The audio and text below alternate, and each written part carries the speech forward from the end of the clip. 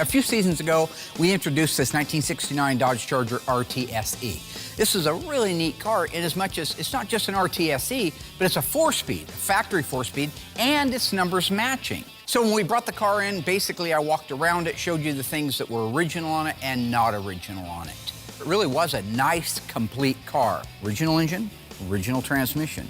It didn't run and drive because the motor had grenaded. So like with all of them, the first step, once it makes its way in the queue, is to disassemble it down to the bare body, send it out and have it dipped. So when the car came back from the dipper, it was in really nice shape. Previous sins showed up, previous sins and repairs to the quarter panels, which were so much that we decided we would put full quarters on. We might have been able to get away with a patch panel.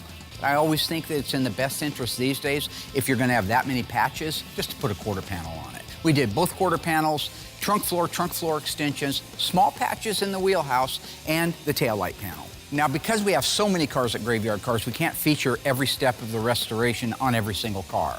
We did happen to catch footage of the T7 Copper, beautiful color, being painted by Will, and it came out gorgeous. I'm excited to do T7. It's the first time we've ever done it. T7's nice. It's a gorgeous, gorgeous brown metallic. Because it's a metallic, we have to paint the car all as one. That way it guarantees everything matches nice. Once Will was finished with the paint work, they did the wet sanding, the buffing, got it all prettied up, did the undercoating on the bottom side, and it was ready to move into the assembly shop. We're about to put the back half of the car together.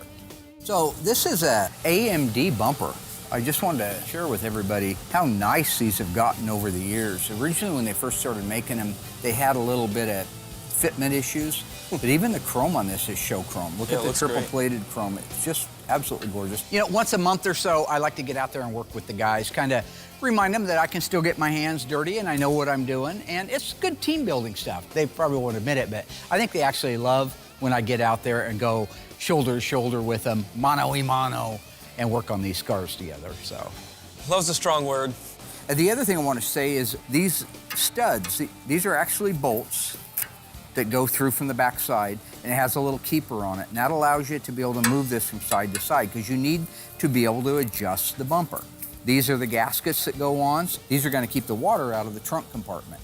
Mark is very knowledgeable, so if I ever have any questions about a car or any special models of these cars, I can go straight to him. What's better than just having him right there when you have a question? So we just got to be mindful that the lower brackets don't scratch anything, come up through the hole openings. I'm lined up.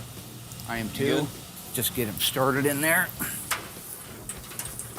I think the tail end of the 69 is a little classier than even the 70. I don't like the trim panel on the 70, even though I owned one. So what we're talking about here is the subtle differences between the 69 Charger and the 70 Charger rear body area. The 70 uses a rear finish panel that has the RT called out on it, and the 69 Charger uses a call out emblem that actually sticks to the body itself.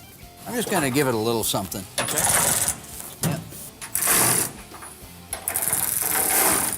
Look at that beautiful thing. Now, there's something else to show here real quick. New foam gaskets. Reconditioned original. So what are you doing on these? You're water blasting these? So a lot of steps. So I'll sandblast it on a really, really low setting with that new blaster that we got. I'll take some Scotch-Brite and then some polish on the Scotch-Brite. And then you just leave it natural. Leave it natural. And these are brand new reproduction bezels we're getting from Classic Industries that go on there. But these are original taillights, aren't they? Yeah, the lenses originals themselves. They cleaned up really nice. All right, go ahead and set that bad boy in there. Goes right on those studs. Fantastic. Go ahead and put a nut on there. All right, so he's putting the nuts on there. Those are factory fasteners. So one more little factoid here on the 70 taillights is a car that was manufactured before January of 1970 had one taillight style. If it was manufactured after about January 1st of 1970, the Department of Transportation implemented a new rule saying that that taillight had to have a small reflective strip in it. So if you were sitting on the side of the road, it was dark out, you didn't have your lights on, and a car coming up behind you had his lights on, he would see that reflector and know there's a car sitting there. All right, the next part that's going to go on is our RT emblem. Beautiful. This is a new reproduction. It's Classic Industries part, but it is nice. See, they have a sealer on there. And that sealer on there is what's going to keep us from having water come inside the car.